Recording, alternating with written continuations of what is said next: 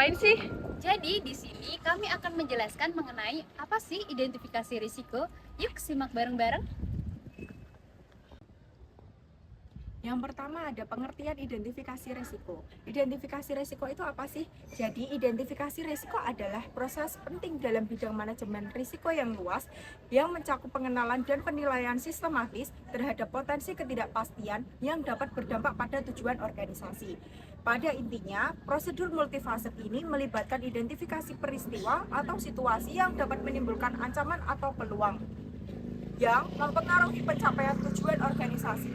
Tujuan mendasarnya adalah untuk secara proaktif melihat potensi risiko sebelum risiko tersebut terwujud, sehingga memungkinkan organisasi untuk menerapkan langkah-langkah strategi untuk mitigasi dan dalam beberapa kasus memanfaatkan peluang.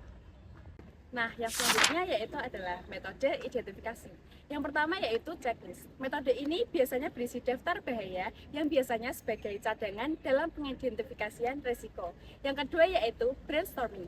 Metode ini dibutuhkan oleh sekelompok orang untuk mencari penyebab dan cara mengatasi risiko tersebut. Yang ketiga yaitu focus group discussion. Biasanya dilakukan dengan cara pengumpulan data kualitatif. Kita akan membahas kerugian potensial. Apa itu kerugian potensial? Kerugian potensial adalah risiko yang berdampak buruk bagi suatu organisasi yang menghambat tujuannya. Ada 3 kerugian. Pertama, ada aset seperti bangunan dan alat. Yang kedua, ada masalah hukum dan karyawan seperti kecelakaan kerja. Yang terakhir, ada kerugian finansial seperti omset menurun gratis dan kepercayaan pelanggan. Makanya penting banget kita mendeteksi resiko dari awal karena bisa berdampak besar ke bisnis dalam jangka panjang.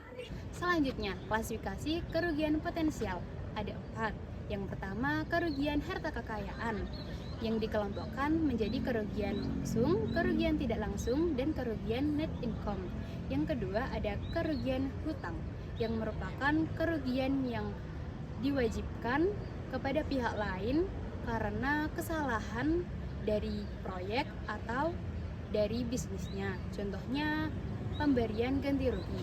Yang ketiga ada kerugian personil, yaitu kerugian yang menimpa sumber daya manusia atau keluarganya seperti kecelakaan, seperti kerja, kematian, ketidakmampuan karena usia. Yang terakhir ada kerugian atas harta yang merupakan kerugian yang menimpa milik harta perusahaan seperti tanah dan bangunan serta properti personal seperti barang-barang yang tidak terkait kepada tanah.